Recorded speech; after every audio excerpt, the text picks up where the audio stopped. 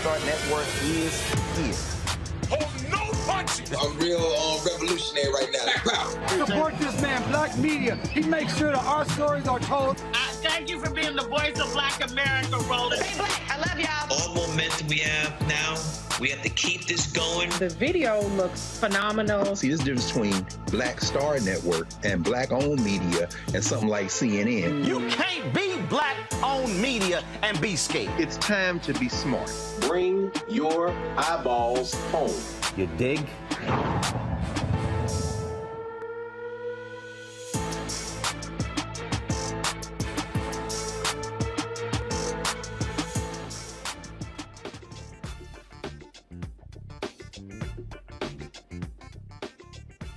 It is December the 30th, the last Friday of 2022. Happy New Year, preemptively. I'm Attorney Robert Patillo, sitting in for Roland Martin for one last day while he is on vacation. Here's what's coming up tonight on Roland Martin Unfiltered, streaming live on the Black Star Network. We're doing our 2022 year in review. We'll talk to our panel about the #1 stories that we want to remember and want to analyze from 2022, and also do some predictions as to what you're going to see coming up in 2023. Also, before we get to that we're going to be talking to the attorney for the Black Army veteran who was attacked by police officers in Colorado and abused. He's now suing the police department and those officers. We'll talk to his attorney. Also, tonight, in our education segment, we're going to be talking to the officials from the Atlanta University Center who are expanding their engineering program to help provide additional access to students. We want to make sure we cover all the stories and get you ready for the new year. It's time to bring the funk on Roland Martin Unfiltered, streaming live on the Black Star Network. He's got it. Whatever the biz, he's on it. Whatever it is, he's got the scoop, the fact, the find. And when it breaks, he's right on time and it's rolling. Best believe he's knowing. Putting it down from sports to news to politics. With entertainment just for kicks, he's rolling. It's on go, roll, roll, y'all. It's Roland Martin, yeah. Rolling with Roland now. He's funk, he's fresh, he's real, the best, you know he's Roland Martin now.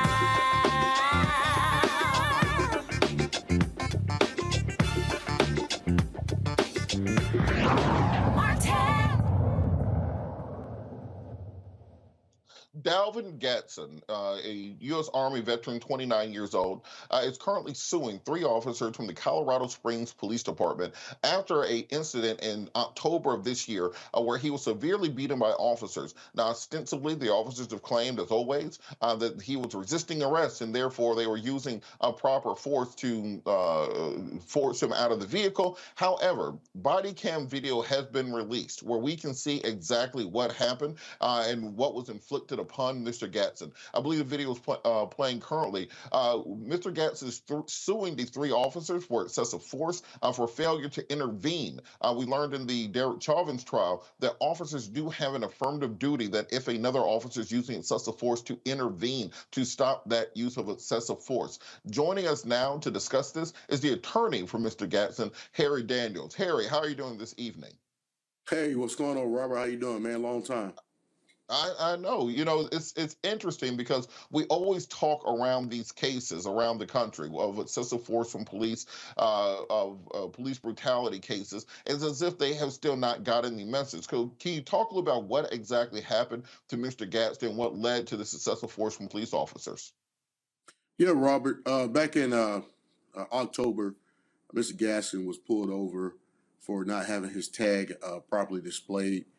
The officer approached him on a normal traffic stop and asked for Mr. Gadson's driver's license, which he complied.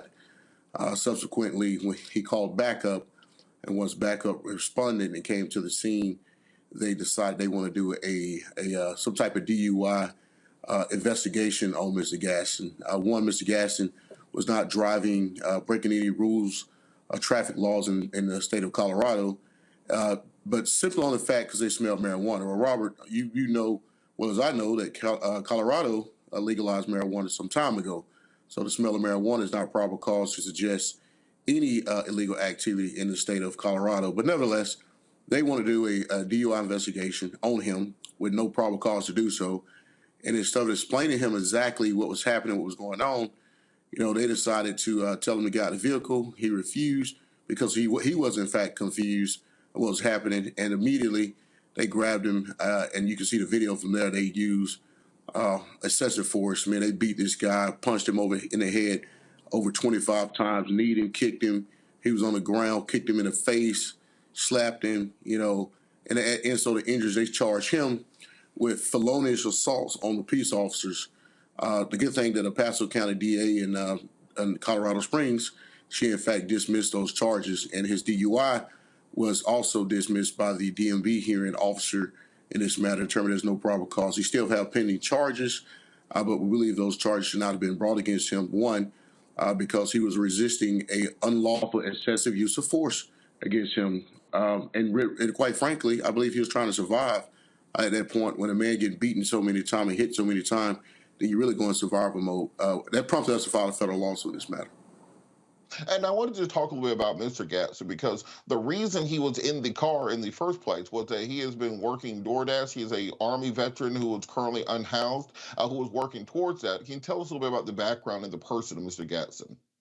Actually, Robert, Dalvin is actually from the state of Georgia, from Savannah, Georgia. And he served in the Army National Guard here in the state of Georgia for some years.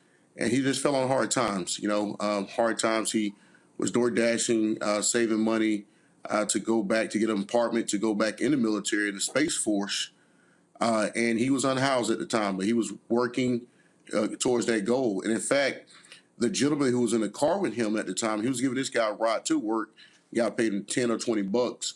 So he was being a good Samaritan there, helping this guy out. But, he was in a position where he was, I guess, I want to say wrong place at wrong time, but, they decided to stop this black man at 2 o'clock in the morning.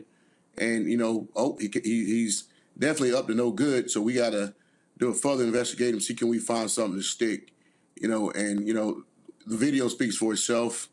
This case is, this is something that when you look at it, it's unconscionable.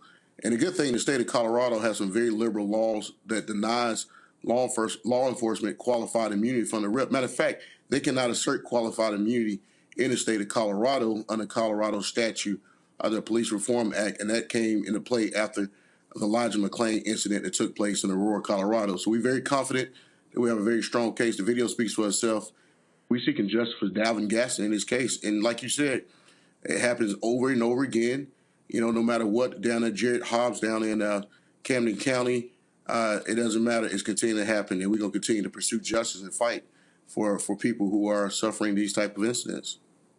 What are the officers saying in the case? Because, of course, they have the standard defense saying, well, they were simply trying to execute their duty. They were in fear. The person resisted. I believe they stated there was a knife somewhere in the car, and because of that, that justified the additional actions. What exactly are their defenses to this? What are they claiming vitiated this vicious beating?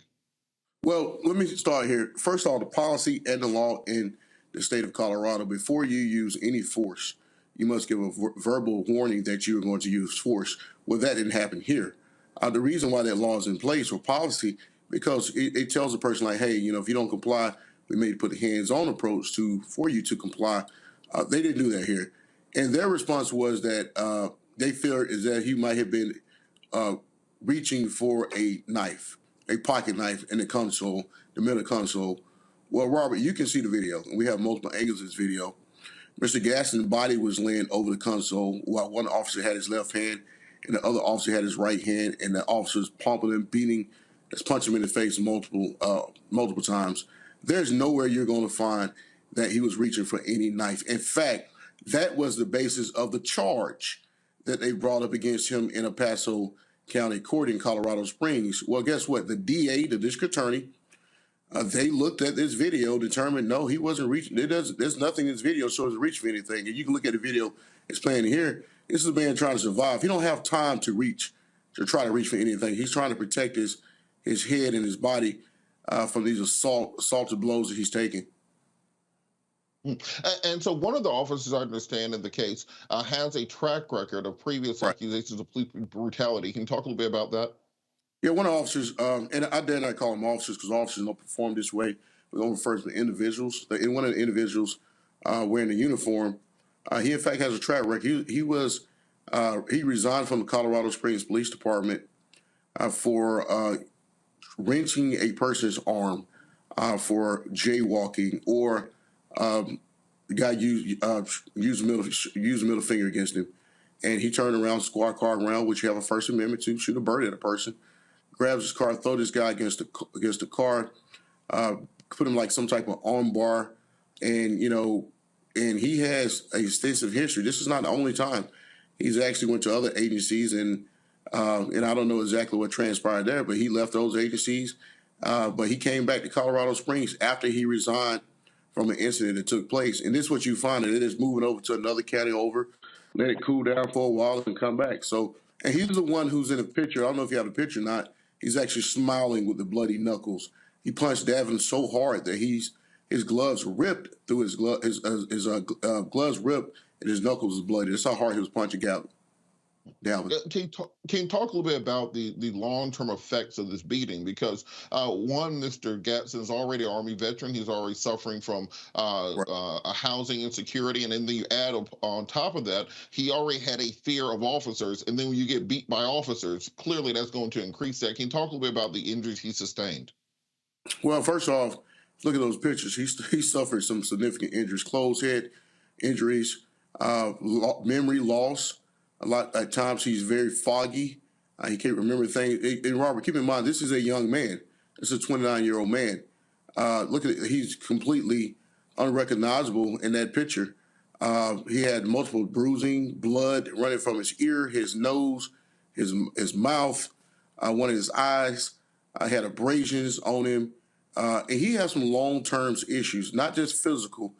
He has some long-term mental issues that's dealing with this post-traumatic stress, and he's currently seeking care providers because, to look at this video and to see these things is one thing, but when he even look at these videos and he immediately breaks down crying, it's very difficult to watch. You can imagine how difficult it is to watch for a person who was actually the person who's getting beaten in this video.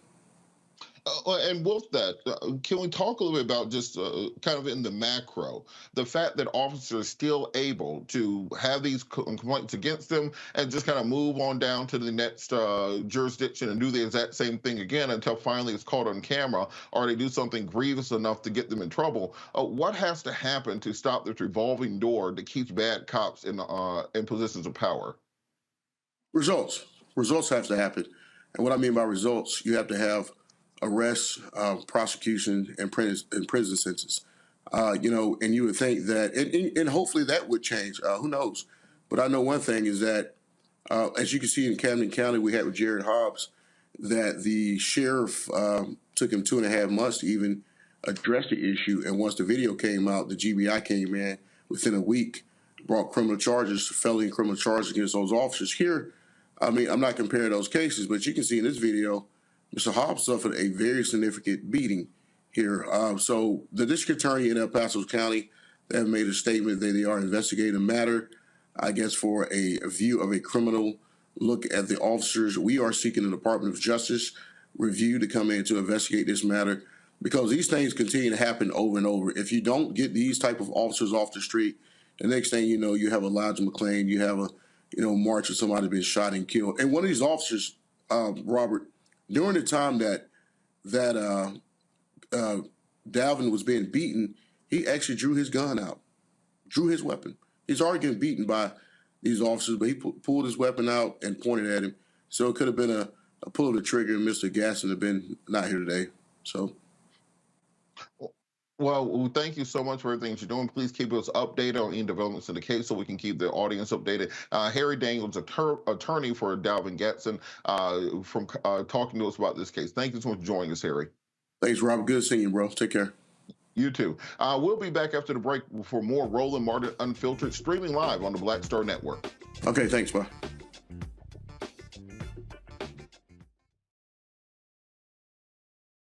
I love directing.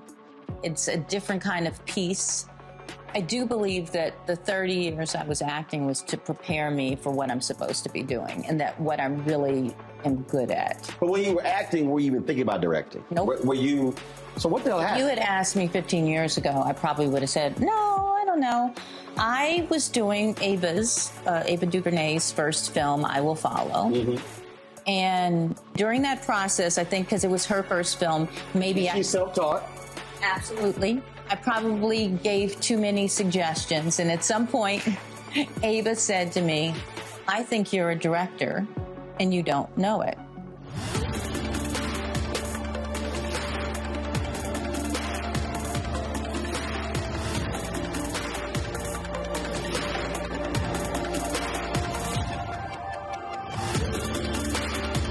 You talk about blackness and what happens in black culture. We're about covering these things that matter to us, speaking to our issues and concerns. This is a genuine people-powered movement. There's a lot of stuff that we're not getting. You get it, and you spread the word. We wish to plead our own cause. Too long have others spoken for us. We cannot tell our own story if we can't pay for it. This is about covering us. Invest in black-owned media. Your dollars matter. We don't have to keep asking them to cover our stuff. So please support us in what we do, folks.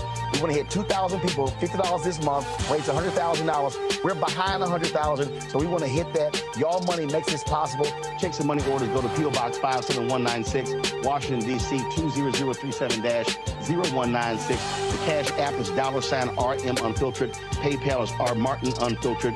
Venmo is RM Unfiltered. Zelle is Roland at RolandSMartin.com. This is Judge Mathis. What's going on, everybody? It's your boy Mac Wiles, and you are watching Roland Martin Unfiltered.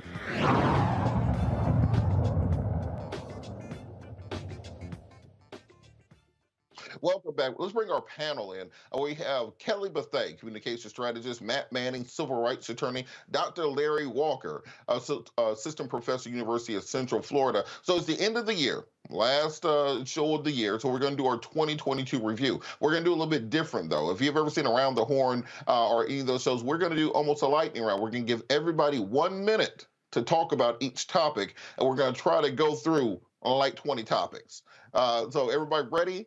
The first thing we're going to start on, of course, is going to be the Will Smith and Chris Rock slap at the Oscars. For those of you who feel like this happened 10 years ago, no, that was earlier this year. At the Oscars, Will Smith, after a joke was made by Chris Rock, went on stage and slapped Chris Rock on live television. Of course, it started an entire social commentary that lasted months on end.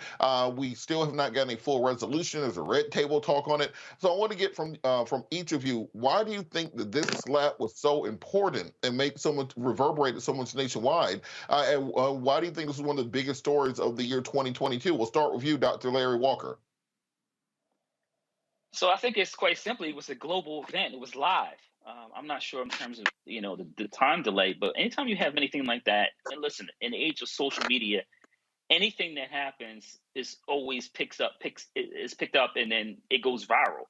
Anytime you have two superstars, recognizable figures, and once again, this was people viewing this throughout the world, and an incident like that no one certainly expected, not Chris Rock. I don't think Will Smith expected to do that even after Chris Rock made the joke.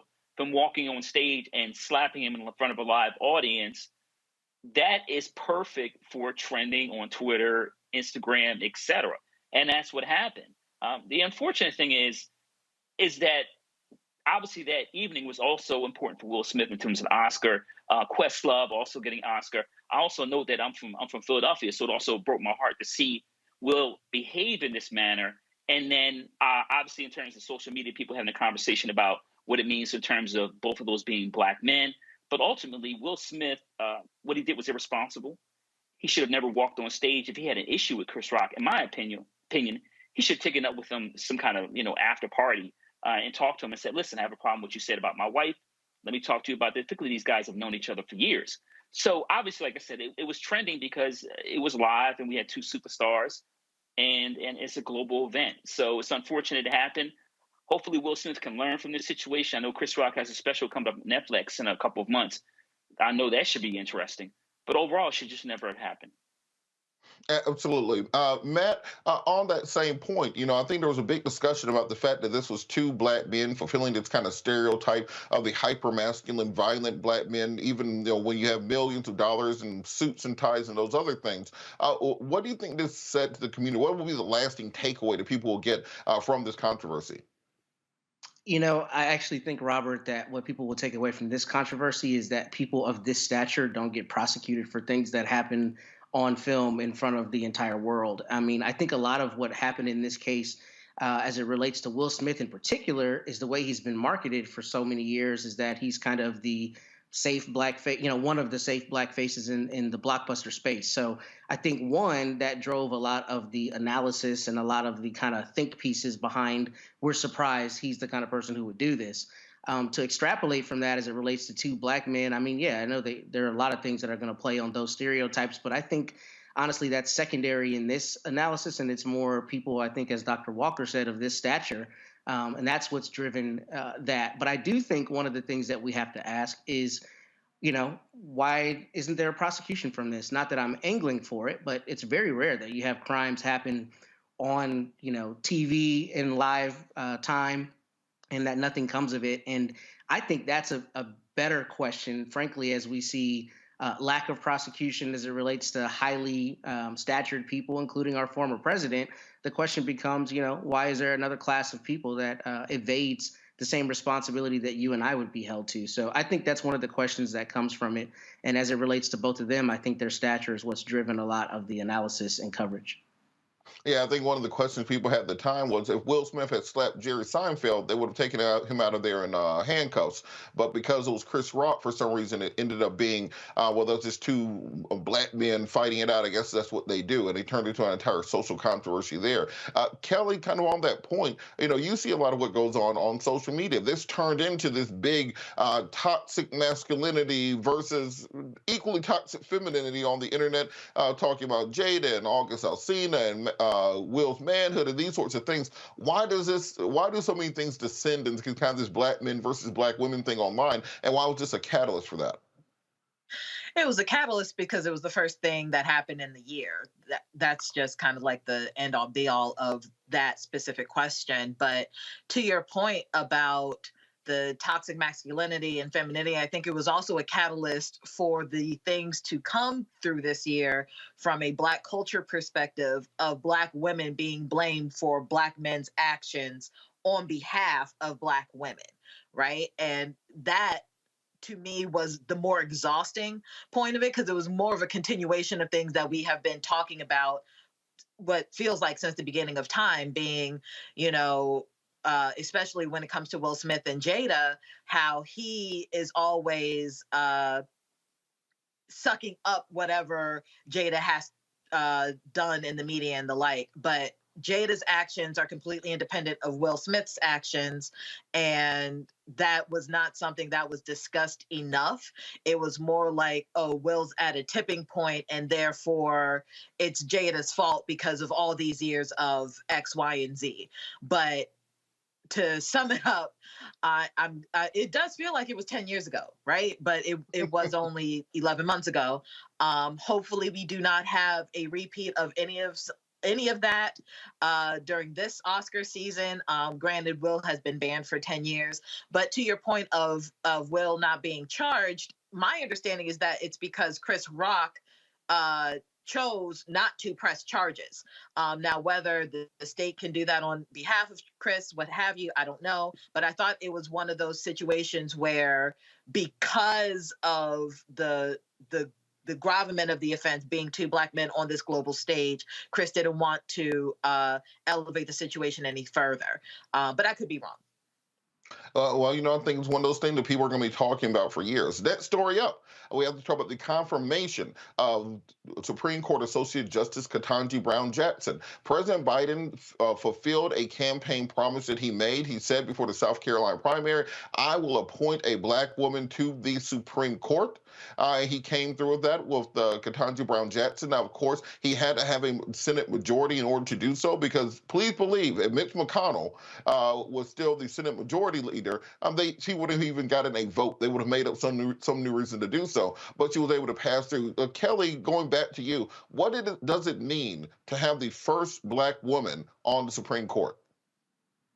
It means everything. I mean, it is truly a momentous occasion. I remember celebrating this when it happened.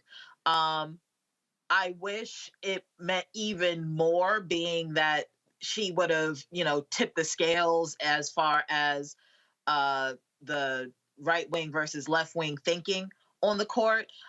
She just replaced a justice as far as the votes go, but as far as a Black woman on the bench, as someone who has graduated from law school and at one point in time aspired to be in her shoes, it was like I was a little girl again, seeing me up there. I think a lot of Black lawyers, a lot of Black women in law saw themselves in KBJ that day, and every day since, in that, we are finally being seen on the highest bench in the land, in the highest court in the land. And that is just an incredible feeling that has carried me throughout 2022.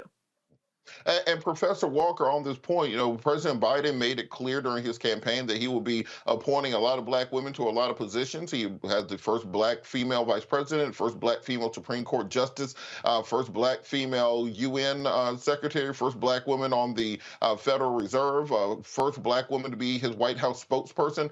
Is this just symbolism, or is this actual progress for the community? No, it's progress. And listen, I'm a former Capitol Hill staffer, and I can tell you that in certainly my time on the Hill and since then, you haven't seen so many women, Black women, in positions of power. Let's also give President Biden credit for the number of Black women he's in terms of that have been appointed, confirmed by the Senate. Let's not forget that. That's another really important piece of this. In addition to Supreme Court Justice Ketanji Brown Jackson being confirmed by the U.S. Senate. I also want to highlight something else in terms of, we talked about the confirmation hearings. First of all, Black women in terms of supporting Joe Biden from South Carolina on after the comments he made. But also I want to talk about how Black women get mistreated in these public arenas. Let's not forget what she went through during the Senate confirmation hearing in terms of how Republicans attacked her record, and not only her record in terms of her judicial record, but also her record in terms of what kind of person she was. So let's not forget that. But the bottom line is, President Biden, like few politicians I can remember, made a major promise to the Black community and actually followed through. But this is really important, not only in terms of what's happened here, the last couple of months, but also in terms of what it means for Black women in the future. There are Black girls who, young sisters who are in high school, who are undergrad or in law school now, can say now, you know what, maybe I can be a second Black woman to become Supreme Court justice. So it's not just symbolism. This is a lifetime appointment. But once again, like I said, it's also important not only in terms of her confirmation, but also the number of Black women that have been confirmed by the U.S. Senate for federal judgeships also. And Matt, can you talk a little bit about what KBJ or Ketanji Brown Jackson is going to mean to the Supreme Court? Where you saw last week on the Title 42 decision, she concurred on the dissent with Neil Gorsuch, opposing the Supreme Court basically overstepping their constitutional power in order to extend Title 42. We've seen her voting alongside progressives, but also crossing party lines, joining opinions with other groups. What is her judicial temperament and her experience coming from being a prosecutor, being a lower court judge, mean to this court going forward? I think that's a brilliant question. And I think the simple answer is that she has the actual experience to make decisions that will affect actual Americans. I didn't even realize it until I prepared for today that she is the first justice to have criminal defense experience since Justice Thurgood Marshall. So you think about that. I know that's one of the things she was attacked about. And I think Dr. Walker, said that very astutely. She was attacked in these confirmation hearings, but it's really absurd that we don't have more justices who have stood next to someone and fought for their constitutional rights, fought for their freedom. I mean, that's a very honorable thing to do. It's something I've done in my career for almost 10 years. And I think it's very important. I think the average American does not consider that the way your rights are, protected and the way your rights are championed is when you have somebody standing next to you acting as a criminal defense attorney, at least in that regard. And for her to have been in that space is crucially important, because when a challenge comes up before her, she will remember what it's actually like to have, your rights tested in court and to require the state to meet the burden of proof. So I think that's important. And I think the larger principle with that is that she's actually been in the trenches. That's what frustrated me so much about her confirmation, is that so much of what we hear is just, talking points. I mean, it doesn't matter what school you go to. She went to Harvard. She's incredibly credentialed, incredibly experienced, and they still attacked her record as though she's not considerably more experienced than people like Justice Amy Coney Barrett. So I think she's a very necessary voice, and I think she's a voice who will be coming from the necessary experience to lead us forward with some of the seminal questions we're going to be faced with, including things like qualified immunity, Roe v. Wade, and some of the other stuff that's kind of in the national zeitgeist right now. Absolutely. I think that her appointment is going to be basically a moment that unites people around this idea of having folks on the Supreme Court who are not just academics, people who have just written papers and written books, went directly from law school to faculty to author to being on the court. We need some people who actually know what it's like to be a lawyer. We're going to keep our year in review going after the break. You're watching Roland Martin Unfiltered, streaming live on the Black Star Network. We'll be back after the break.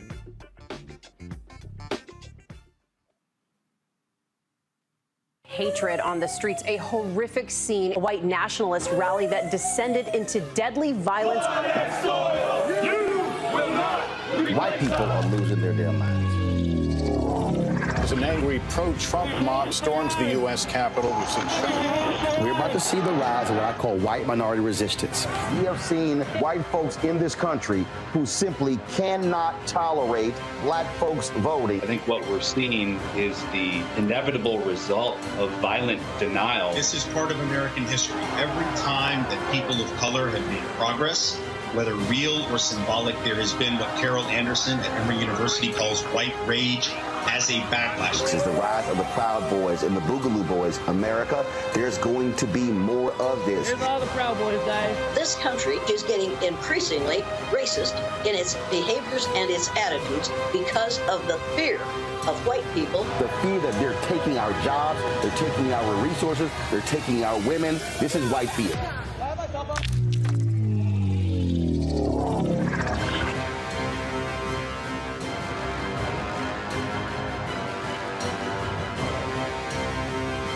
Next on The Black Table with me, Greg Carr, we welcome the Black Star Network's very own Roland Martin, who joins us to talk about his new book, White Fear, How the Browning of America is Making White Folks Lose Their Minds.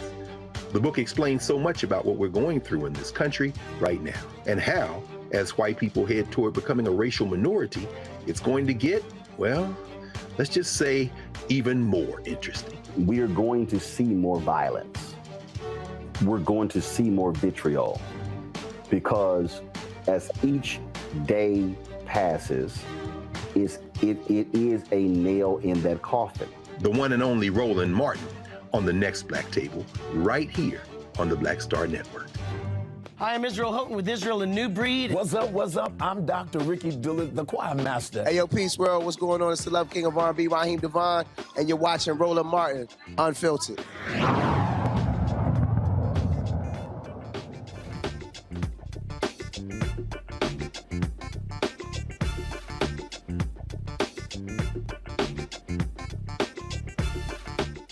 We are doing the 2022 year in review with our panel. We're doing hustle time, so we're doing about a minute per person per topic, get through as many of these topics as possible. And then we got to talk about the Trump crime spree of 2022. As you know, there are active investigations against President Trump in Fulton County, Georgia, where he's accused of election interference for trying to pressure the Secretary of State, Brad Raffensperger, to throw the election in his favor. He's under investigation in New York for the Trump Organization and their business dealings. He's under investigation for January 6th and his involvement with that being a criminal referral to the Justice Department. He's under investigation for the Mar-a-Lago documents, where a special prosecutor has been set up to determine whether or not he violated the Espionage Act by keeping classified information in Mar-a-Lago. But the question is, will any of these finally get Trump? Seems like we have a new thing that's going to get Trump every 6 months. And just like Frank Underwood in House of Cards, he always makes his way out. So, Matt, I'm going to start with you. Which of these investigations is most likely to finally get Trump? He's going to get caught up. He's not going to be Teflon on all of these. And I think the one that I personally think he has the most issue with is the Mar-a-Lago classified documents issue, because I was just talking about this to a colleague today. I think he's going to have real problems with controverting the mental state, right? Generally in a crime, there is a mental state. You intentionally or knowingly do something. Well, if your lawyers are conferring with Department of Justice lawyers and they're given several opportunities for you to turn over all these documents, you don't turn over those documents, subsequent classified documents are found in your possession, then it's very hard to defend the idea that you were unaware that you had to turn those documents over. As to all the other charges, I think some of them are going to stick. I think really what you're looking at, though, is a psychological question of whether juries are going to be willing to convict, and whether prosecutors will really be willing to go forward with charges. I know we've talked about that ad nauseum on the show, but I think as it relates to those that you've delineated, I especially think he's got problems with the Mar-a-Lago investigation. And Kelly, Matt mentioned the prosecutors, and you have Fonnie Willis, the prosecutor in Fulton County, going after President Trump, who I've tried cases against. She ain't no pushover. You have Letitia James, the prosecutor in New York, going after President Trump. Which of these cases, including the January 6th cases, do you think will be the most likely to result in a conviction, or at least a prosecution of President Trump? I mean, I feel like all of them have enough evidence for conviction. The fact of the matter is, I think which one is, I think it's really whoever's on first. When it comes to the New York cases, though, I think because from what I recall, if they have enough evidence, if they have enough history there, considering that he's a New York native and all of these things, like they've been working on his case for an incredibly long time, like before all of the January 6th stuff, from my understanding. So I think they have evidence outside of just insurrection and him being dumb while he's president of the United States.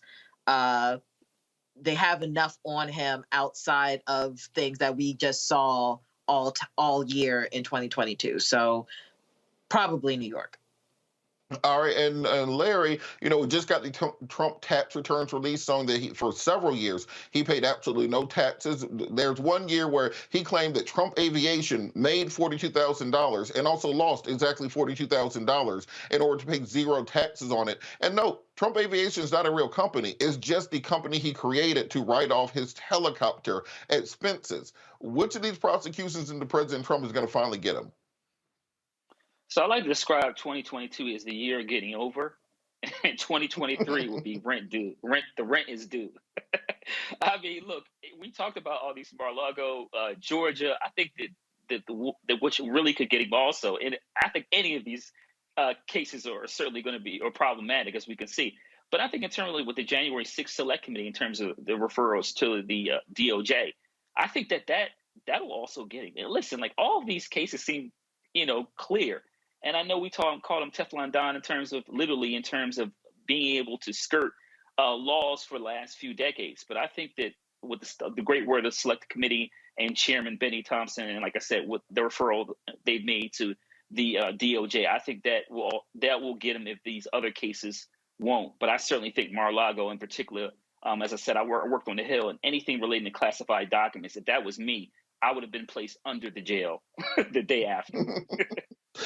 You would have been all the way in Guantanamo. Let's be for real. Like they don't let you take classified documents and keep them. Yeah, you can't keep them in a closet next to the buffet bar at Mar-a-Lago. I mean, let's be for real. Continuing with Hustle Time, we have to talk about the overturning of Roe v. Wade. As many of you remember, the Supreme Court released a decision 6-3, overturning the 50-year-old precedents of Roe versus Wade, turning America basically back to the Missouri Compromise. You have half of the states literally being abortion states and half being anti-abortion states, with state laws which restrict abortion to 6 weeks kicking in across the country.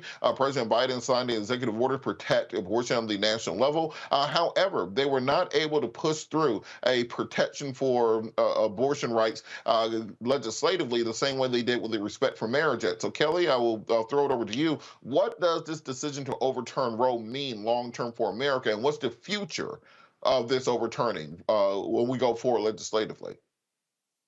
That's a loaded question. Ironically, I started The Handmaid's Tale this year. I had never seen it, heard of it, of course, but I never seen it. And I watched it a couple months back. And the decision to overturn Roe v. Wade seemed like the catalyst to start something aligned with The Handmaid's Tale story. I'm not saying that we are on our way to becoming Gilead per se, but it's certainly mirroring the themes in that show, and that women are increasingly becoming objectified and just seen as property, because there's no way you can justify taking away my right to do with what I want with my body for whatever reason, and act like we can just go about our merry little way as Americans. That's just not how this is going to work, especially when you had the freedom to do what you want with your body for 50 years. So with that in mind, what I see in this country is a lot of archaic, asinine laws getting ready to roll out in 2023. I see a lot of women, honestly, supporting these laws because they think that it's the Christian thing to do or the moral thing to do. And that's not the case in either category. And I am concerned. I'm just concerned with how it is going to be spun into a morality movement or a, more conservative movement, and not going to be called out for what it is, which is stupid. Matt, on that same point, I think that what people miss in this case is the ignoring of stare decisis, the breaking of precedents.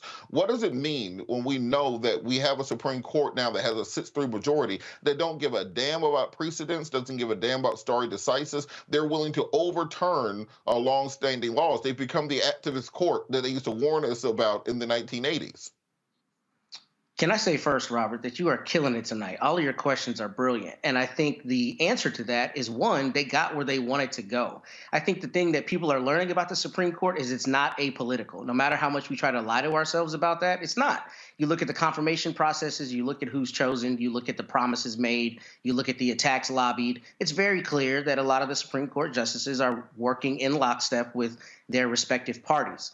To shift gears a little bit, though, I think your metaphor that this is the Missouri Compromise is the most brilliant thing I've heard as it relates to this, because this is exactly what I continue thinking about as it relates to the Supreme Court and really your average American citizen. We have a crisis of federalism in this country. I live in Texas. The idea that a woman in Texas does not have the same rights as a woman in Massachusetts, when we live in a globalized economy and in a country that something happening in real time across the country I can not only see but comment on, really, I think, stretches the bounds of the Constitution and the federalism that, underpins our government. And I think at some point we have to have a reckoning with how we're going to resolve that. I know what the Constitution says, but realistically, citizens around the country have denied amendments in Kentucky and Kansas and California and all these other places to their constitutions. And I think the large question becomes, we as Americans, how do we countenance having rights in one state that you don't have in another state? Particularly rights that go towards bodily autonomy. So I think it's important that we continue to, be vigilant to basically tell the Supreme Court what it is we want as Americans, because I think here they just ignored the precedent because they, voted along party lines to get where they wanted to go, rather than looking at what was appropriate constitutionally. Yeah, I remember back in law school, you'll read decisions from Learned Hand and some of these titans on the court, and they'd have this long reasoning going back to the Star Chambers of European common law. Now, just like, look, this is what we wanted it to be, so y'all figure it out later. and that's pretty much what the Supreme Court is now. Larry, even with the Dobbs decision, we still saw in places like Georgia with Brian Kemp and Florida Ron DeSantis and Governor Abbott in Texas getting 70% of the white women's vote in the midterm elections. And that was across the board nationwide. What do you think this means long-term politically, the Dobbs decision? Many people credit it with Democrats holding on in the midterms, but also, it didn't really hurt Republicans as much as people thought it would. So in terms of white women and their vote for the three, conservative, governors you talked about, this is one of those mess around and find out situations. Let's be clear about when we talk about this issue relating to the reversal of Roe v. Wade. This was decades in the making. This is not. It certainly be shocking any legal experts, anyone with policy backgrounds in terms of following how the Federal Society has been creating a pipeline of judges to get us, and the Republican Party has been, working together to make sure we got to this kind of their Supreme Court decision Super Bowl, so to speak. So it's not really that surprising we've gotten here. And I think the question is, what does this country look like moving forward, the next 4 to 8 to 12 to 20 years?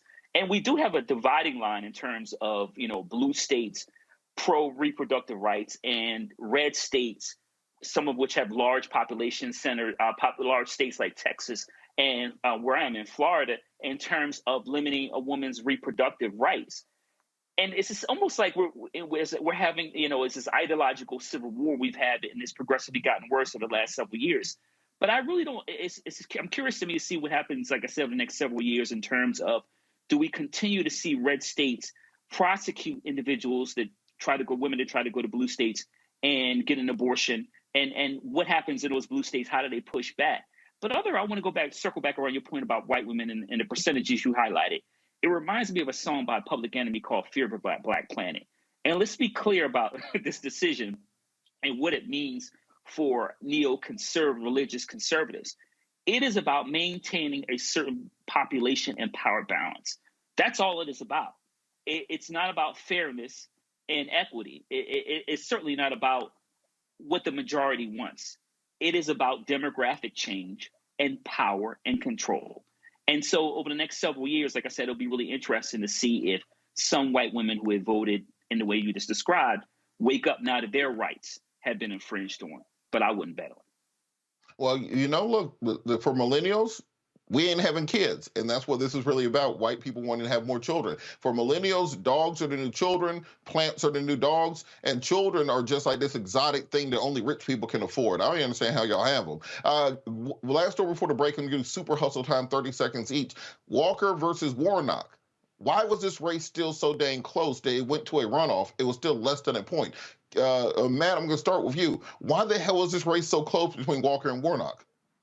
Because people are stupid, and they were, I think, frankly, and they were, either blinded by celebrity or they were allowing Herschel Walker to be pimped by the Republican Party. I mean, he clearly was not qualified, and the fact that this was as close as it is should set off alarm bells. I know you're there in Georgia, but I mean, to me, it's just absurd that it was ever this close, especially when you see a candidate who's out espousing ideas that are directly contrary to his own, life experience. I think it's extremely problematic, and it's concerning for me going forward. I'm glad Warnock won, but I don't know how Herschel Walker was ever really in the race for this Senate seat.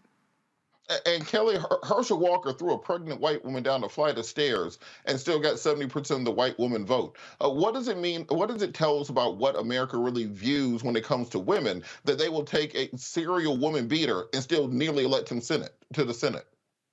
Well, this is what I was talking about previously, about how women are increasingly becoming less of a human in people's eyes and more as an object, as an incubator for children, as a thing, like, I don't know if you remember the show My Wife and Kids, but just using the titles like My Wife and Kids, like we are property. We are something to behold, but not something to respect. And that's one aspect of it. But more pointedly, it really just goes to show how much people want to preserve the power that they have, to keep the power that they have, that they are willing to forego morals, they are willing to forego laws, they are willing to do whatever it takes to keep the modicum of power that they have.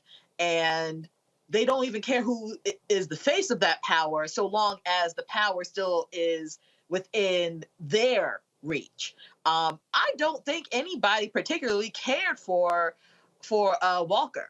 I don't think that white people liked Walker. I think that behind the scenes that they were kind of pissed off that a black man was representing the Republican Party in Georgia, because no one saw that on their 2022 bingo card or any bingo card for any year pertaining to the state of Georgia and their politics. However, because they are so gung-ho about keeping power, they said, screw it, and just put their eggs in that basket and let them fall where they may.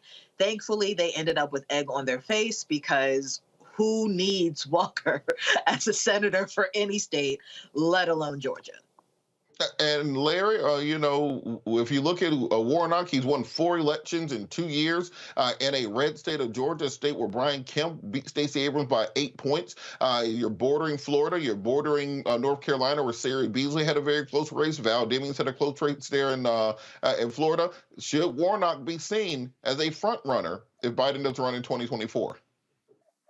Well, Biden's running in 2024. There's no doubt about that. But his future in national politics, absolutely. He's charismatic. Like you said, he carried obviously no one ever expected a few years ago he would be able to carry Georgia. So certainly he has a national profile, has a bright future. But let's temper it a bit when it comes to 2024. I know we're going to hear enough of those conversations about President Biden, but as I said, my alpha brother, Senator Warnock, does have a bright future. All right, we're going to keep this conversation going after the break with our year in review. You're watching Roland Martin Unfiltered, streaming live on the Black Star Network.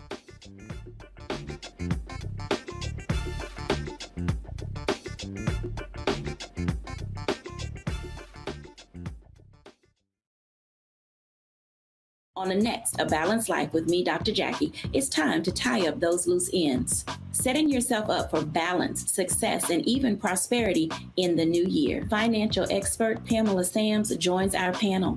She will give us a checklist of things that we need to do before the calendar turns. We develop our money mindset by the age of 6.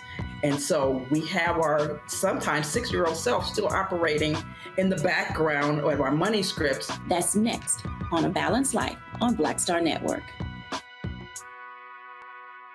I'm Deborah Owens, America's Wealth Coach, and my new show, Get Wealthy, focuses on the things that your financial advisor and bank isn't telling you, but you absolutely need to know. So watch Get Wealthy on the Black Star Network.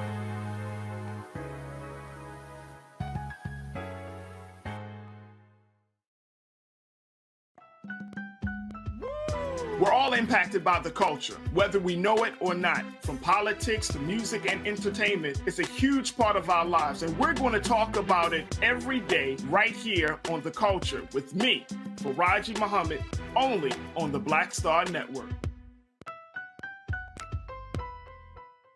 Hey, what's up, everybody? It's Godfrey, the funniest dude on the planet. Hi, I'm Israel Houghton. Apparently, the other message I did was not fun enough. So this is fun. You are watching Roland Martin, my man, Unfiltered.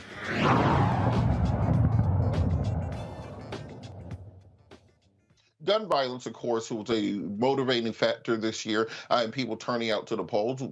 Many of these mass shootings ended up being some of the most significant events of this year, whether it was the Uvalde elementary school shooting, the Buffalo shooting at the supermarket. We saw carnage in America's streets that you just don't see in other nations. You put on top of that the number of police shootings that took place this year. One estimate has it at 993 people killed by police this year, which is actually down 50 from last year. The last 3 years in a row, we actually hit over 1,000 nationally, people killed by police officers in America. I note this does not happen in other countries. That is not normal, and we cannot allow that to become the new normal. Larry, I want to start with you. What do you think has to happen legislatively, both to deal with mass shootings and with police shootings that we see continuing to plague the nation, because the numbers are still higher than ever? Well, Democrats fought hard for the George Floyd Policing Act, and it didn't happen. Obviously, and soon, in a couple of days, we're going to have the House switch from blue to red. So you can forget any policing reform taking place over the next 2 years. But my hope is that the Democrats will get the House back in 2024. Biden will win, and will add some more Democrats to the U.S. Senate, hopefully, and then we'll get some kind of policing reform. I also want to add, as it relates to this issue, we need to blame Senator Tim Scott, because we know that there was a bipartisan there was a bipartisan understanding and working on some police reform. And from everything you read, Tim Scott was the one. He was designated to work on a police reform bill. But everything we read, it was Tim Scott, one of our own, so to speak, who made sure that this essentially didn't happen.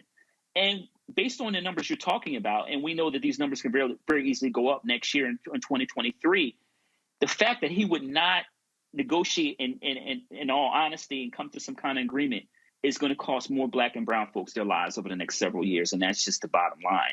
So I'm hopeful in the next couple of years, certainly not next year or the year after that we can, Democrats can retake the House. And like I said, hold on to the Senate and the White House, and we can get some kind of comprehensive police reform.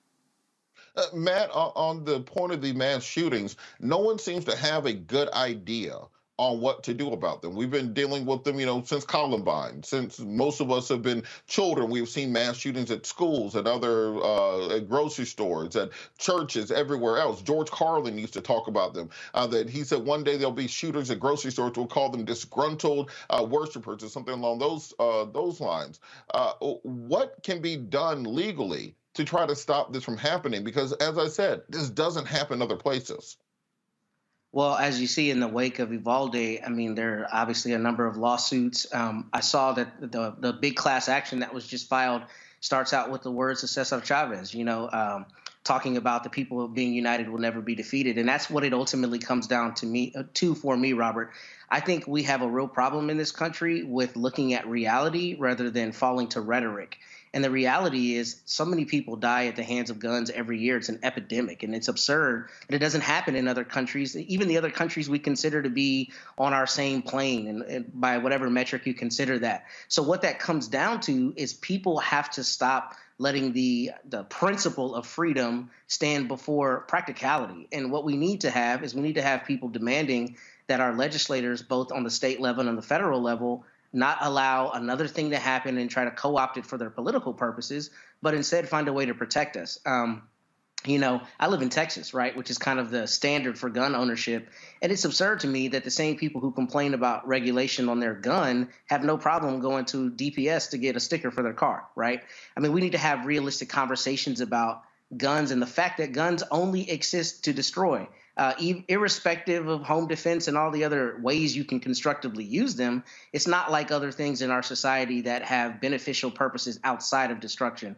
So I say all that to say is the problem is we've allowed the NRA and all these interest groups and rhetoric to control solving this problem rather than people we put in the position to solve the problem. And until they're held accountable and made accountable to do it, we're not going to have any meaningful solutions. And Kelly, we always hear the same thing whenever there's a mass shooting or a police shooting, quite frankly. The politicians come out, they say we're sending our thoughts and prayers to the family. We hope that we can work together on an agreement. But at the end of the day, nothing happens on either front. What has to happen for something to actually happen? I think there needs to be a complete overhaul of our government, to be quite frank with you, because it all hinges on Second Amendment and what people perceive the Second Amendment to be. We are like, if the people who have studied it and, really understand that the Second Amendment was really about militia and not just having a gun in your home. Like, that argument is neither here nor there anymore. Everybody has a reason to have a gun. Everybody has a reason to not have a gun. The fact of the matter is we are in a culture that glorifies violence, and that is inherently American. And until you get to the root of that, this is going to continue to happen. You can't change a culture per se with simply legislation. It needs to be a complete overhaul. And I'm not trying to be like some anarchist and be like, down with America. But if you're going to be real about this, if you really want to change something that is inherent to the culture of a country, you're going to have to change the culture of the country. How do you do that? You kind of change the country. I don't know how to do that outside of a revolution. I'm open for notes and pointers, but until that come to Jesus moment, that reckoning happens, we are going to continue having this. It is unfortunate. It is sad. It is heartbreaking, but unfortunately, it is what it is. You know, it's interesting to me that these same people who talk about freedom and liberty are unwilling to do anything about the police, government agents, killing 1,000 people a year. That doesn't sound like freedom. That sounds like big government. That sounds like tyranny to me, and something has to be done about it. We're going to talk more about this after the break as we keep our year in review going. You're watching Roland Martin Unfiltered, streaming live on the Black Star Network.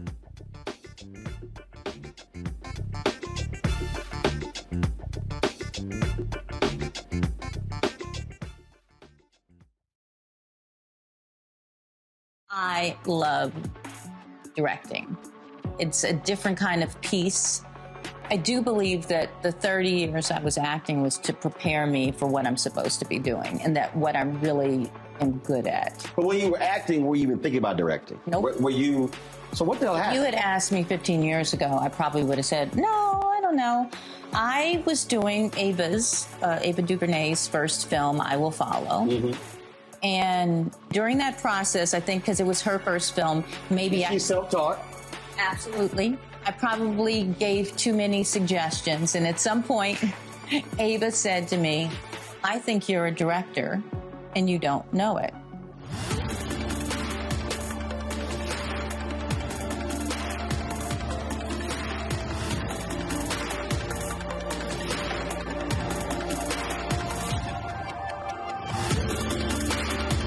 When you talk about blackness and what happens in black culture, we're about covering these things that matter to us, speaking to our issues and concerns. This is a genuine people-powered movement. There's a lot of stuff that we're not getting. You get it, and you spread the word. We wish to plead our own cause.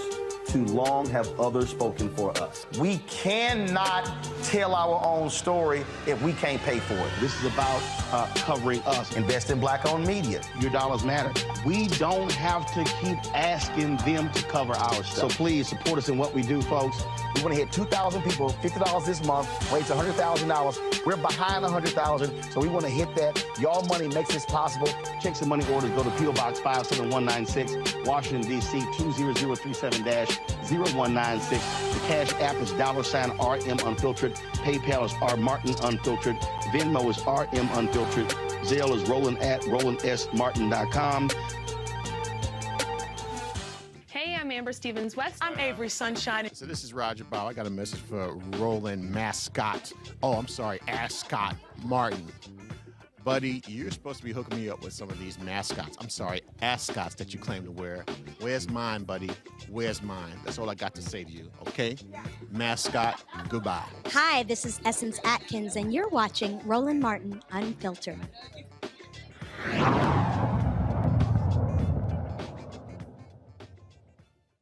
Many people who made significant marks on the world became our ancestors in the year 2022.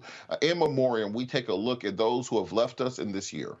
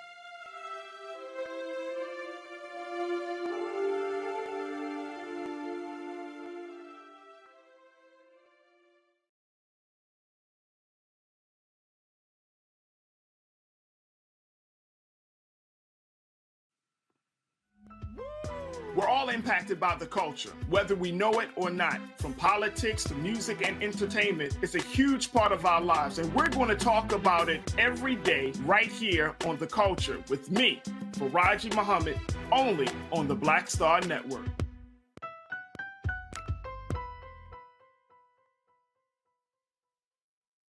Next on The Black Table with me, Greg Carr, we welcome the Black Star Network's very own Roland Martin, who joins us to talk about his new book, White Fear, How the Browning of America is Making White Folks Lose Their Minds. The book explains so much about what we're going through in this country right now, and how, as white people head toward becoming a racial minority, it's going to get, well, let's just say, even more interesting. We are going to see more violence. We're going to see more vitriol, because as each day passes, it is a nail in that coffin. The one and only Roland Martin on the next Black Table, right here on the Black Star Network.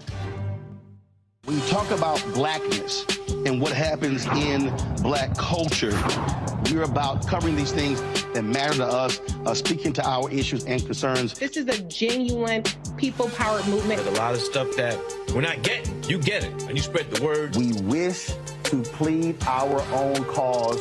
Too long have others spoken for us. We cannot tell our own story if we can't pay for it. This is about covering us. Invest in black-owned media. Your dollars matter.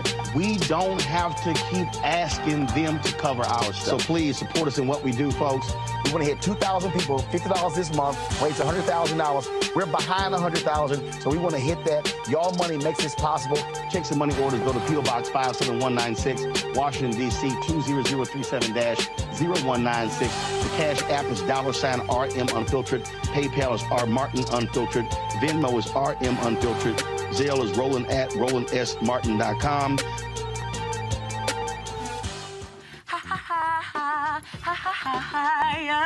Hey, I'm Antonique Smith. What up, Lana Well, and you are watching Roland Martin Unfiltered.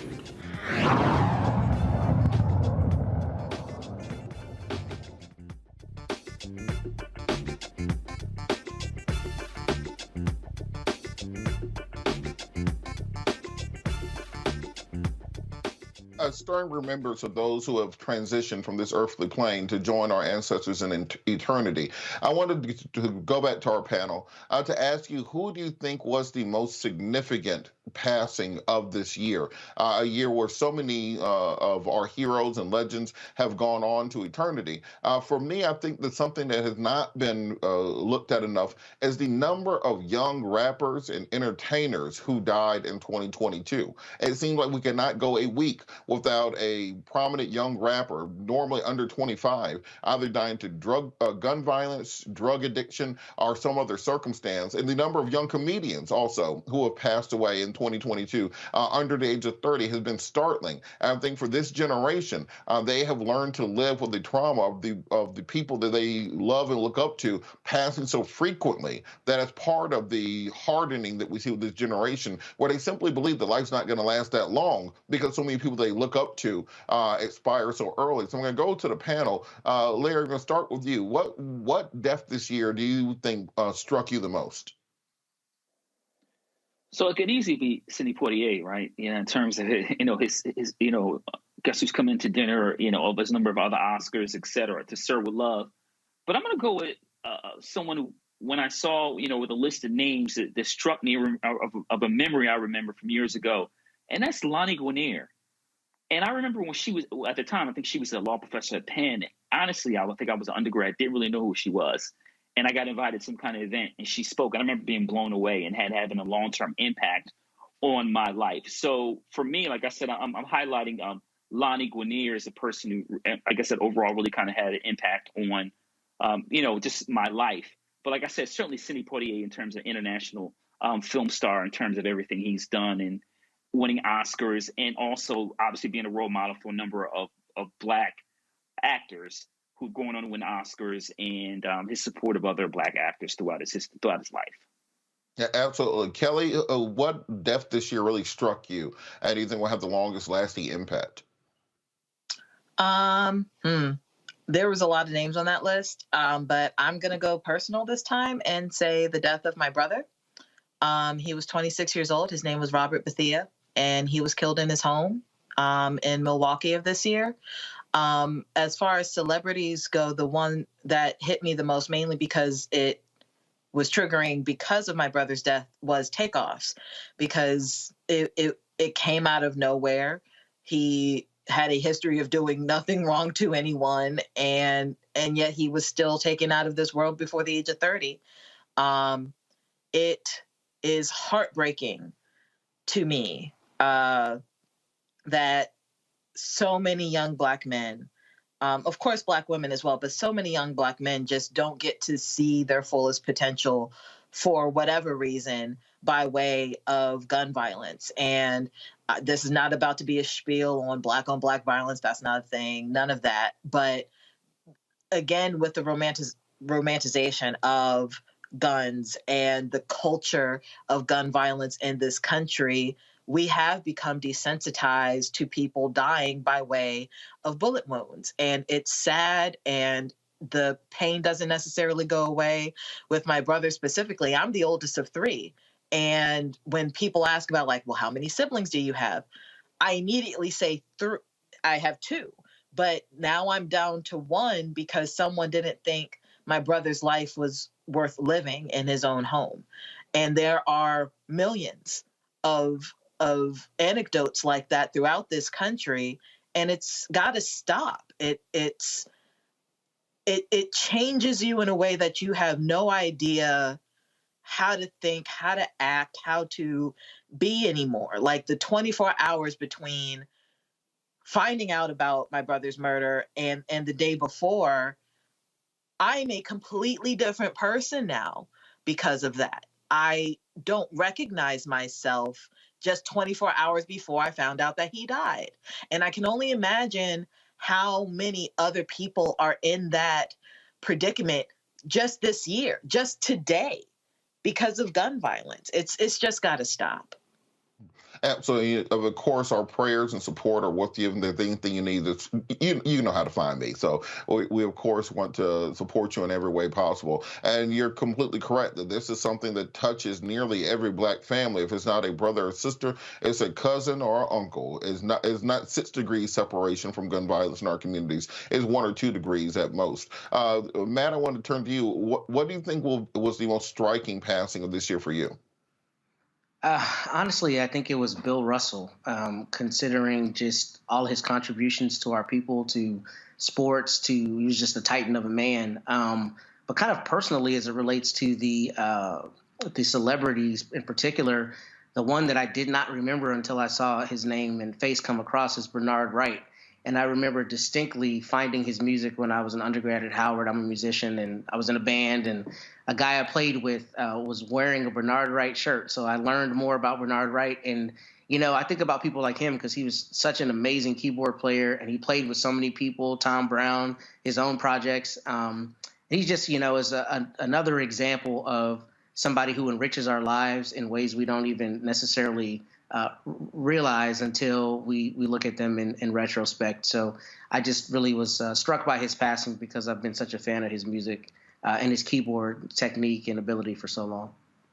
Absolutely. And of course, we pray and honor all those who have passed this year, not just the celebrities, the people in your own individual lives, the people in your community, the people who had a real impact on you. And it's our duty to carry on their memory, carry on their work to ensure that we properly honor them here as they transition to be with the eternal kingdom with our ancestors. Changing course. Of course, we are talking about what happened in 2022, but we also have to talk about what is going to happen in 2023. Earlier, we had a discussion about Ketanji Brown Jackson and the impact of her confirmation to the Supreme Court, but there are many upcoming cases that we have to look at when it comes to the future of the court. Joining us to discuss this, an upcoming anticipated SCOTUS decisions, is Shireen Mitchell, a social analyst and diversity strategist. Shireen, how are you doing today? I'm doing great today. How are you? I am outstanding. Could you talk a little bit about some of the cases that we need to be looking out for? And from the Supreme Court, of course, Title 42 is going to be coming up for oral arguments in February. The affirmative action cases are going to be decided coming up. What are some of the things that court watchers really need to be looking at? Yeah, I think this is a very important year because I don't think people realize how much our rights are on the ballot, when it comes to these particular cases. The Title 42 piece, I think, is really important only in the context of it was just upheld and that we were expecting it to be overturned. And for those people who don't know what Title 42 is, basically it says that certain people cannot come into this country because of the pandemic. And I always find this very fascinating. So are we going to admit that the pandemic actually still exists in this country right now and we need to take care of it? Or are we only going to relegate that to the border as a conversation? And Title 42 is very complicated because a lot of the pushback is coming from Texas, from the border. But ultimately, the way that this is being used, it was a case that was used during the Trump administration to minimize how many people can come through. And I just find that case, which is going to happen in February, going to be a very telling case about which version of this country that we believe we live in. Because if we're still going to say that immigrants are the only ones that bring, diseases or problems in this country, then we're also making a very, very distinct statement. And right now, people are still dying from some of the worst respiratory diseases that we have seen in quite some time in this country. And kind of piggybacking on that point, you have the dissent opinion that was joined between Neil Gorsuch and Ketanji Brown Jackson, and they talked a lot about this not being within the powers of the Supreme Court, that the Supreme Court is not supposed to make immigration policy, and effectively what they're doing is overstepping the president, overstepping Congress, overstepping the regulatory agency, overstepping international law when it comes to claiming asylum in this country, and really legislating from the bench. What are the long-term ramifications of having a conservative activist court of this nature? That is I'm so glad you said that, because I don't think people realize that is not the purpose of that court. That court is supposed to only see cases that they think that have been legally put before them, but not make decisions. And the fact that it was stopped in the first place by SCOTUS, that is a huge tell that our systems are either breaking down or completely changing in a way that we are not accepting. Because the president making the decision and then SCOTUS saying, okay, we're going to stop that decision is fascinating in two ways. When it was made during the Trump administration, that didn't happen. They didn't stop it. But now that the Biden administration is trying to do that, well, I think the courts are now telling us that they are a biased political court. And that's scary, because we have never had such a biased political court like this from an ideological political stance. Yeah, at least they used to lie to us. Like, they at least used to take the time. They may have came to the same decision. They at least take the time to, make it sound like they were basing it on something. Now it's just turned into, I don't know, y'all figure it out. No, you can't do it. I wanted to move on to the Biden student loan cancellation that's going to be before the Supreme Court, because I don't know if this one's going to make it, because given the composition of the court, and it's very tenuous, the grounds on which President Biden based his student loan cancellation. It was very arbitrary, the numbers that he picked. It was kind of, he picked the number out of the hat, 10,000 for some people, 20,000 for other people. Do you think that the student loan cancellation will actually survive the Supreme Court? This one's actually very tricky, because I don't think people realize that the student debt that he's trying to forgive is from the Department of Education. And those loans are drastically different than other loans. And the reason why this case is fascinating, and again, another one that's going to happen in February, is because the people from Texas, again, the state that brings these cases, is that one of the plaintiffs is basically saying, I have a corporate loan. And since I have a corporate loan, I am not going to be eligible for this.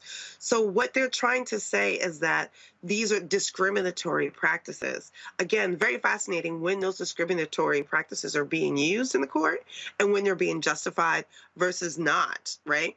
But this is about the Department of Education, which, by the way, Biden has a say over. I mean, that's the federal government. And so the other plaintiff, basically someone who didn't get a Pell Grant. So now we're actually going into class discrimination or divisions. So I think this case is going to be very interesting in terms of what people should be looking at, because we also have to remember public education, and that included public colleges and community colleges, was once free until segregation, when people, there were people who were getting that for free and segregation happened and they decided that Black people shouldn't get it. And then also based on a class perspective, people who didn't have the funds to go to a private university and spend, their family had the wherewithal to spend, so much money on their education. And those people are also complaining. But there is a fundamental misunderstanding. This is about public education. And if we can't have that distinct conversation, then I think we're going to have a little bit of a problem when this does actually move forward in February. Because I think the way that court has already said that they're kind of leaning basically says that they're making statements about now class and privilege in context of this particular case. It's staying in that same lane. Of course, we have the affirmative action cases that were argued in front of the Supreme Court this fall that will be decided upon. One case of Asian American students claiming they were discriminated against. Do you think that this court will finally overturn affirmative action, overturn the precedents of the Michigan case from over a decade ago, overturn the opinions of Sandra Day O'Connor when it comes to weighing different factors and admissions, and really just take this away, the ephemeral causeway that has created, in many cases, the middle class by educating more people that the people who deride it call affirmative action? Yeah, this is sort of rolling back rights, right? Because again, what I said earlier, that's why I said what I said. There were people who didn't get the right to go to college. We didn't get the public community aspect of it. So this is a case against a private institution, and UNC is not one, but the Harvard one is the one. And if you think about some of the statements that were made, they're basically saying that affirmative action is making a choice simply on race and nothing else. And that's not what's happening here. What people are not understanding about this debate is that race is just one of many factors that schools are picking to have a diverse system of students who are getting educated and opportunities for them, whether they're wealthy or not. I always find it fascinating with the Harvard conversation is that legacy students are not being challenged. The students that are being challenged are the people who are saying these are students that don't deserve to be here, and that they're somehow being granted something they don't deserve. And it is causing a clash between Asian Americans and African Americans, as well as a clash about this conversation about what is actual racism. If you listen to this case, and I think people should pay close attention to what was actually said, even Asian Americans are saying that they don't fall into the classification of race. So race, religion, sexuality, and they're outside of that, and that's the case they're presenting. Then are we redefining race in this country now? And I really want to understand people not guessing or framing that if one group says they're not a part of the race class, then and they're not a minority, what does that mean as who's being classified as a minority in this country, and who's being classified as white or white privilege passing? And that's what this case is about. I am not sure how this case is going to turn, because I do know we have people like Thomas who does not believe in affirmative action at all. But we also have people like Jackson who's very adamant that race is not the definitive factor here, and we should have a broader conversation. Absolutely. I want to bring the panel in on this discussion. Matt, I'm going to go to you first. What do you think is going to be the big case that the Supreme Court decides in 2023? For me, I think that they've been chipping away at voting rights for the last decade or so, and chipping away at the Civil Rights Act of 1964 for the last couple of decades. I think they might go for the full enchilada and just reform the Interstate Commerce Clause and take away the ability for the federal government to infringe upon individual actions. What do you think will be the big thing they decide? I think you kind of spoke to it. I think they're going to empower states even more to make decisions and to try to take away some of the federal power. I'm not sure exactly what the big decision will be. I just frankly don't know. But I do think that Ms. Mitchell was brilliant in her analysis insofar as it's our rights on the table. And I think everything is under attack. I think the Dobbs decision from this last term is a precursor to what we're going to see. And I think there are going to be other things on the chopping block. And I think it's really going to require us as Americans to have an existential conversation as to what we're going to allow. Look, every time I come on the show, I tell people that they work for us. We don't work for them. So it's absurd that we have 9 people who are acting as gatekeepers. You can tell I argue for a living, right? Acting as gatekeepers in Washington, D.C., telling me that I can no longer be an American fully in the ways I've been able to my 36 years on this planet. It's absurd. And I don't really know how you stop it because people are buying the rhetoric, and that rhetoric is so politicized. And I think Ms. Mitchell, again, was spot on with that. We've been lying to ourselves for all these years about the Supreme Court being apolitical. They are super political, and they're showing us that. And I think anyone who cares about their rights and cares about the Constitution and cares about true freedom as an American should be concerned about what they're going to do in this term because they're continuing to gut the freedoms that we have. So I'm not sure exactly what that answer is, but I'm suspecting it's going to be everything. And I think they're coming at our necks with everything they have on every question that comes before them. Kelly, what do you think this term of the court might mean for women's rights? We've already seen them roll back Dobbs. They could come for contraceptives next. They could come for equal pay. What do you think is going to be the outcome of this term for women? It's going to suck no matter what the votes are going to come down to just because of how the court is split at the moment. But to your point, when you were talking about what the next big case is going to be, I keep having nightmares about Justice Thomas's concurrence, I believe it was, when he was saying about basically the other cases that he would like to see challenged in the court regarding contraception, regarding gay marriage, regarding it was like everything except loving, because that would actually affect his personal marriage. All of it is at stake at this point, and that is what I'm most concerned about. It's not just women, although I am a woman, I am gravely concerned. A lot of this has to do with every aspect of who I am as a person. I keep going back to, I don't think it's coming up in the Supreme Court per se, but with this affirmative action case, I really do feel like, as the previous panelists talked about, we're going to have a question of what exactly is race in this country? What is Black? What is white? And that kind of came up a little bit last month in Louisiana regarding voting rights and who would be considered a Black person, right? So with the affirmative action case, even though it's not necessarily pertaining to voting rights, some of that language might be pulled and talked about in other cases pertaining to voting rights, pertaining to race and the like. So I'm worried about it all. Absolutely. Larry, we're running tight. Really quick, what should people look out for from the Supreme Court in this next term? The fact that the Supreme Court will continue to move as far right as you can. And the bottom line is the justices don't care because they have a lifetime appointment. And I'll just leave it at that. You're right about that. Thank you so much, Ms. Mitchell, for joining us. We're going to take a quick break here on Roland Martin Unfiltered, streaming live on the Black Star Network. We'll be right back.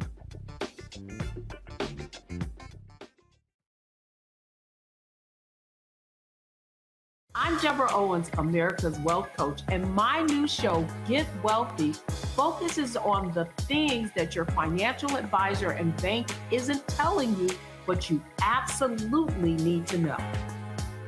So watch Get Wealthy on the Black Star Network.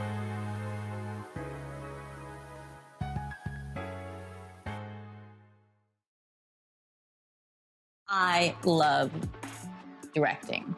It's a different kind of piece. I do believe that the 30 years I was acting was to prepare me for what I'm supposed to be doing and that what I really am good at. But when you were acting, were you even thinking about directing? Nope. Were you? So what the hell happened? You had asked me 15 years ago, I probably would have said, no, I don't know.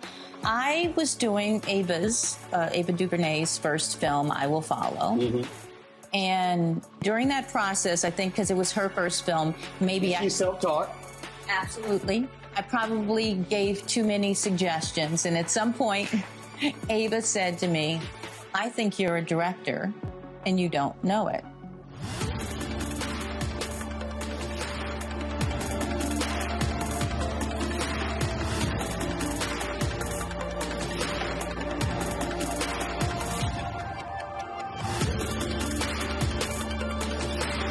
Hatred on the streets, a horrific scene, a white nationalist rally that descended into deadly violence. White people are losing their damn minds.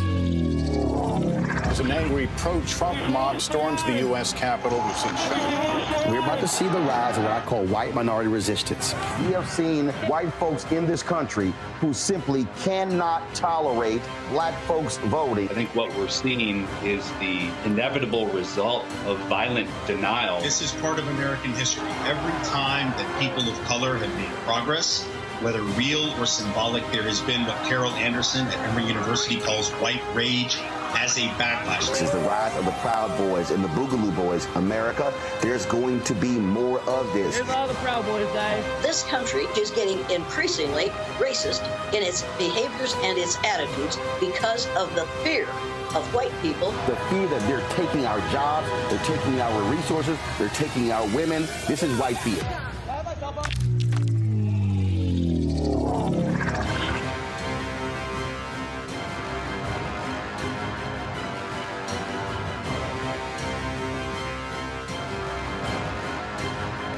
We talk about blackness and what happens in black culture. We're about covering these things that matter to us, speaking to our issues and concerns. This is a genuine people-powered movement. There's a lot of stuff that we're not getting. You get it, and you spread the word. We wish to plead our own cause. Too long have others spoken for us. We cannot tell our own story if we can't pay for it. This is about covering us. Invest in black-owned media. Your dollars matter. We don't have to keep asking them to cover our stuff. So please support us in what we do, folks. We want to hit 2,000 people, $50 this month, raise $100,000. We're behind 100,000, so we want to hit that. Y'all money makes this possible.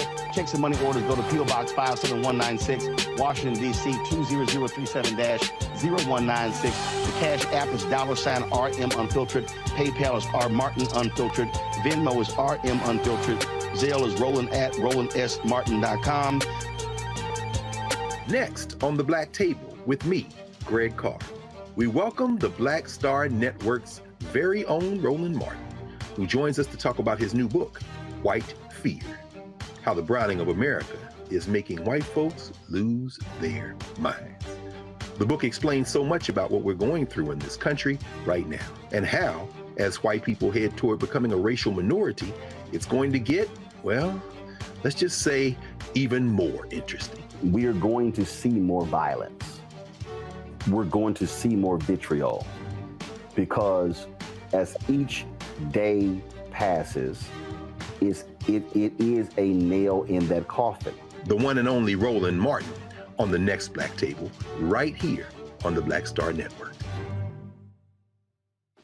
Hey, I'm Antonique Smith. Hello, everyone. It's Kiara Sheard. Hey, I'm Taj. I'm Coco. And I'm Lily. And we're SWV. What's up, y'all? It's Ryan Destiny, and you're watching Roland Martin Unfiltered.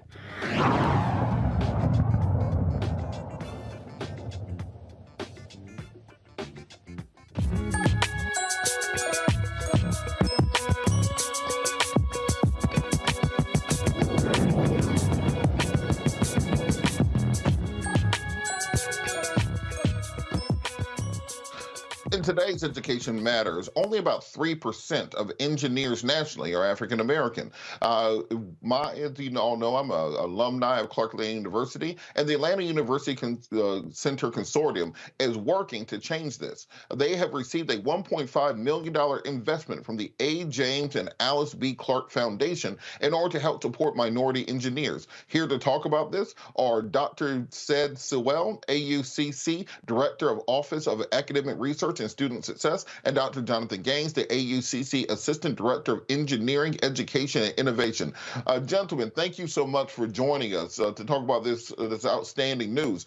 Dr. Sewell, can you talk a little bit about this grant that's been received and how it will be used to increase the number of African American engineers? Well, let me just say thank you for allowing us to come and talk about the work we've been doing.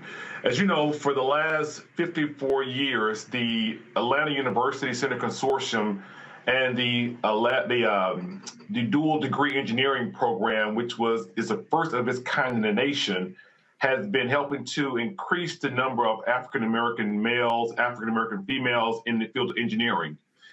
54 years ago, there were roughly 500 African-American engineers in the nation. Today, there are roughly 85,000. And though that sounds very impressive, that is less than 3% of the total population of engineers. And so we are committed to helping to increase the number. So since we started this work 54 years ago through the AUC Dual Degree Engineering Program, we have produced over 4,000 students who are now engineers, one of which is Dr. Jonathan Gaines, who you will meet shortly, who is joining us. But the Institute for Dual Degree Engineering Advancement was conceived to help other private liberal arts institutions to think about building out a dual degree engineering program using the best practices of the AUC. And so we're so excited that the Clark Foundation has invested in this program, this institute, to help us to build out this program. We will be creating makerspace for students, experiential learning for students, as well as convening various liberal arts colleges, minorities serving throughout the nation, to share our best practices that we've been doing for the last 54 years. And so we're excited that the $1.5 million is just a step in that direction. We're hoping to use this as a seed for a $4.1 million capital campaign to build out this institute on the AUC campus. And so we're excited about the commitment from the foundation. We're even more excited about being able to continue the work that we've been doing for 54 years and to help produce more African-American as well as minorities engineers for the nation. And so we're excited about that. And staying with you before we bring Dr. Gaines into the conversation, can you talk a little bit about the $4 million capital campaign and building out this this engineering center? You know, where is it going to be located at on the campus? What are going to be the goals of this? And how can people help get involved in this capital campaign to start contributing now? Well, as you know, February is World Engineering Day, World Engineering Month. And so we're hoping to launch this campaign in February. We're looking for all minority engineers to support this campaign because it's the first of its kind. This is a national hub for engineering, for minority engineers. And so Dr. Gay will talk more about the overall goals of the Institute, but for the first time, this is a leading institute to help build out and help grow more minority engineers for the country. And as you know, engineering is an area where there's great need for diversity. However, unfortunately, it has not seen the diversity as it should over the last plus years. And so we're excited about being able to help advance that for our country and the field of engineering. All right, and Dr. Gaines, it's a great place to bring you in. I was just going to say, Dr. Gaines, is a great place to bring you in. I want you to talk a little bit about what the goals and ideas behind the Institute will be. Absolutely. So Institute for Dual Degree Engineering Advancement, or IDEA, it really has 4 outcomes. The outcomes are increased innovation for our students, increased diversity and understanding engineering identity, how that plays a role in really kind of helping our students understand the value of their diversity to the field of engineering. The third outcome is increased engagement. And so being able to really involve our students and increase their opportunities on campus. And then the last one is increased achievement for our students. And so the 4 outcomes really are a way for us to increase the engagement in advanced dual degree engineering broadly on a national scale. So we're going to really research these outcomes, be able to really bring about solid and advancement for our students. And so this is a labor of love for me because, as Dr. Sewell mentioned, I'm a product of the program. And so it really came back to make a difference, really impact the students, really to help them realize their dreams and realize what their goals are for the field of engineering. Absolutely. And kind of selfishly, is there any way we can have a Steagles built inside of the Institute? Now, we haven't had that on campus in a while now. You know, you need that wings on wheat around 2, 3 o'clock in the morning. Just a suggestion, putting that out there. Want to bring the panel in. We have Dr. Walker. I want to give you an opportunity to ask a question of our guest. Yeah, congratulations. I know this is a critically important issue. You mentioned the 3%. And I had, I guess, 2 questions. The first question is, in terms of getting this money and what you're as you build out, what percentages or numbers have you, in terms of what you said we were looking to increase by as it relates to Black or minoritized students? That's the first question. And the second question is, you know, some of the institutions we talk about here, Morehouse, Spelman, you know, in terms of the overall cost into members of the Black community, if they don't got a lot of financial aid, may be difficult. What do you, when you come to talk to students, recruiting students about the 3+2 program, what are you saying about how we can help you out with cost and, you know, make sure you don't have too much debt? So those are my 2 questions. So let me just jump in there first with the second question first.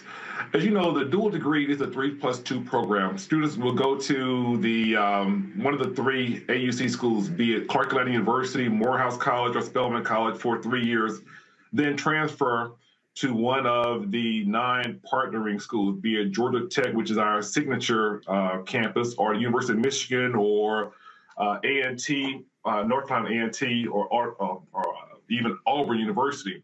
But more so than that, we support students financially. Many of our students, as you know, these schools are very expensive. Morehouse is very expensive. As a graduate, as well as a graduate of Clark Atlanta University, these schools are very expensive. So we use resources to help augment their financial need. And so we provide, through the dual degree engineering program, money to help move them through the program.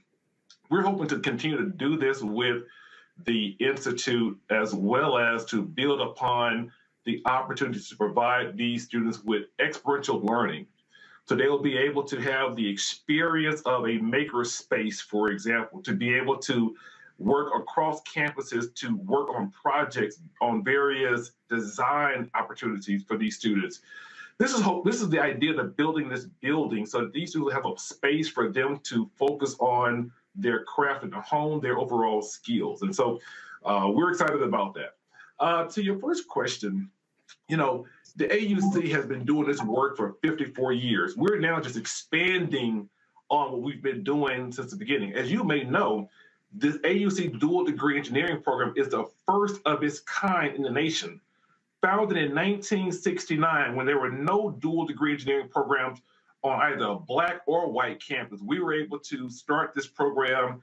And for the last 50+ years, we have been helping to produce for the nation African-American engineers. And so as you see, Dr. Gaines is just one, but we have some stellar alums, one of which is Ted Colbert, who is the CEO is the president of Boeing Defense. And so he's just one of our many alums that are doing extremely well. We're hoping to build upon that type of legacy and to produce even more through the Institute. Absolutely. Attorney Manning, did you have a question? First, congratulations to y'all on not only the continuation of the program, but the influx of money. And what I was kind of interested in is how, if at all, is the Institute leveraging the national need right now for your infrastructure, right? I mean, obviously, we have crumbling bridges and stuff around the country, so presumably we need more civil engineers, mechanical, as we kind of go forward with technology. So how is the Institute leveraging that, and are there any plans to work with the government, maybe in a formalized capacity, to create a pipeline? What are your goals in that respect? I think you want to talk about that a little bit? Yeah, sure. There are a lot of opportunities for partnerships. I think one of the strengths of our program is that we have all these great engineering partners. And so we have ability to send our students to these partner institutions, and they can leverage a lot of resources and really work on really the problems that are, we know they're interdisciplinary, that are really kind of center what we need to be working on as a society. I also want to touch on the previous question in regard to how are we going to increase the numbers. And I want to mention that, 15 short years ago, our representation numbers were much better. We were at over 5% representation in the field of engineering. And so we're really trying to get back to some of the things that really kind of we need to really increase the number of Black engineers. Well, I want to thank you both. I'll just share with you. Go ahead. Just share just quickly, is that we have a very robust engineering internship program in which every student in our program is linked to an internship both in either the private industry and or government. And so we're hoping to allow these experiences to help strengthen and augment what they're learning in the classroom. So when they leave the program after 3 years or after 5 years with the overall experience, they leave with the experience of understanding what it really means to be an engineer. And so, again, we're excited about this investment through the Clark Foundation. We're looking forward to all the great work that will come out of the Institute. We're happy to have Dr. Gaines to join us as we're helping to build this work. And so we're asking all of our colleagues throughout the nation, alumni, both at our institutions as well as throughout the country, please reach out to us. We'll love to have you to be a part of this great work that we're doing. Well, I want to thank you both so much for all the work that you're doing. It's great to see the Lane University Center progressing. Of course, we had the Data Science Center, which received, I think, a grant earlier this year with the work of Talitha Washington, and all the great things that are happening in that area, the really mecca and the epicenter for Black education in this country as a biased alumni. I would say that right now. Dr. Sewell, Dr. Gaines, thank you so much for joining us. I also want to thank our panel for joining us today, Dr. Larry Walker, attorney Matt Manning, also Kelly Bethea, who had to leave us earlier. Thank you guys so much for being with us. Make sure that you like and subscribe and share. We're trying to get 1,000 likes on the video and want to make sure that this thing goes viral so we can show that Black folks really do have an appetite for real Black news on Black media. We're also going to be acknowledging the Bring the Funk fan club, so you'll see that scrolling on your screen. I have to thank Roland Martin for letting me keep his seat warm. Got to thank the control room for holding it down to the ones and twos and making sure that all these things look like they're running smoothly. And I have to thank you, the viewers, for listening to us throughout this week. Without you, I'm just a crazy person talking into a microphone. Follow me on all social media at Robert Patillo. And as I say, it's to end every show in the words of Gil Scott-Heron, no matter the consequences that are fierce to grip your senses, you got to hold on to your dreams. Hold on to your dreams, America. Holla!